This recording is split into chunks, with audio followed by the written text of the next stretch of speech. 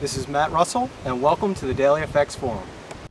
So here are the four pairs that I will be discussing this evening: the Euro Pound, the Aussie Kiwi, the Pound Swiss, and the Euro Swiss. So let's go ahead and pull up the charts. The first chart is the Euro Pound. If you recall, during last week I was mentioning the short trade off this doji candle here with the long wick.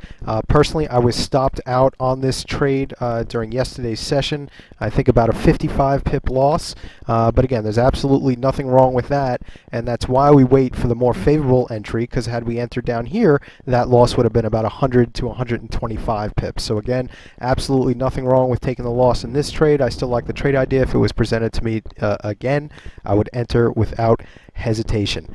But as of right now, I would still just wait, give it a day or two, see if the candles dictate a favorable risk to reward entry. The next chart is the Aussie Kiwi, and as I have been mentioning during the past several reports, I do expect an eventual downside breakout and just to maintain a flat position now, but we can see that there was a very sharp rally to the upside. It looks like prices will once again challenge the upper resistance line of the channel, so I would keep this line up there and wait over the next session or two to see if prices do come up towards that line. We might look for a short trade, enter maybe a few pips beneath the line with a stop maybe 50 to 75 pips above the line. So again, we can watch that over the next 24 to 48 hours. The next chart is the Pound Swiss, and this is the inverse of the Euro Pound trade. This also would have been a stop out, and here it's also very important, even more so, only because when we were speaking about it, prices were about 300 to 400 pips above the level of this low, which is where we would place our stop. Again, why it's so crucial to wait for the more favorable risk to reward entry,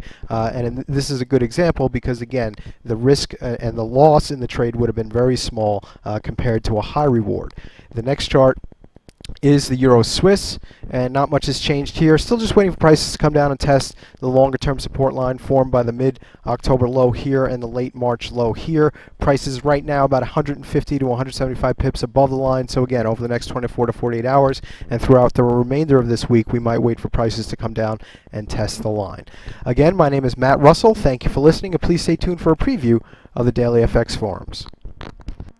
I want to go ahead and formally welcome everybody to the DailyFX forum. And I want to explain a little bit about the forum and the wealth of information that you can obtain from the forum and how to go about doing so, how to find the things you want. So I'm just going to dive right in right now. And this is DailyFX.com, and this is usually how I navigate my way towards the forums. Obviously, you know, it really depends on each individual how they access the forums, but this is how I go ahead and do it. I go DailyFX.com, go ahead and click on the forum on top, and this brings you to the DailyFX forum homepage, and this highlights the most recent posts with the subject. So if you see anything that you're interested in, you can obviously go ahead and click. What I like to do is click on the forums tab like this, and go ahead and view the forums in the normal, typical way that forums are set up. And here you go. There are a bunch of threads down here. And I'm just going to go ahead and go directly to the forum, the video you just viewed, where you viewed it. So let's go ahead. This is the DailyFX Instructor Tips Forum, identifying trades with DailyFX. That's me. And go ahead and click on the most recent post. So this is where you are right now viewing the video, although the video will be the video beneath this one that you're watching right now. So normally when I'm on the forums, and what I would do is just scroll up to the top. Certainly you can check out any of my previous videos, and you know, especially if I did mention them in the report or in the video that you're viewing at that moment. And what I will do is go ahead and click on the forums, and then look for the forums that I like, you know, that I have interest in. One of them would be the Euro Dollar forum, and this again, it's really up to each individual trader as to exactly how they want to use the forum. Personally, what I like to do, the first thing I do is I'll go to the Euro Dollar thread, I'll go and click on the latest post.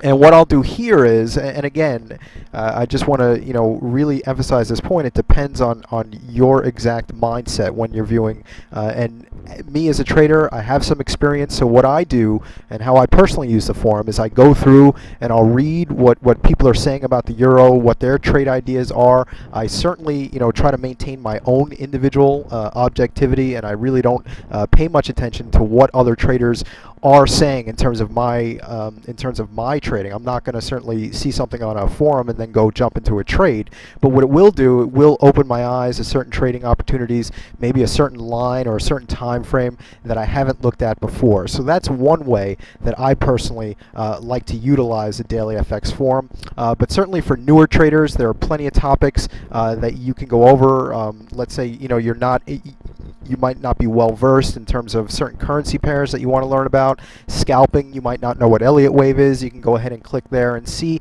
exactly what you can, what you can understand, what you might not understand, and then certainly feel free to ask questions about any of these topics that you have. Maybe the carry trade, maybe you have some questions about that, or the sentiment, the SSI, or the latest economic news, FX programmers, the webinars, MT4. Any questions about active trader, you can go ahead and click on those threads. So again, it's very free, very open, and there is a wealth of information here and just waiting for to be utilized. Again, this is Matt Russell. Thank you for listening.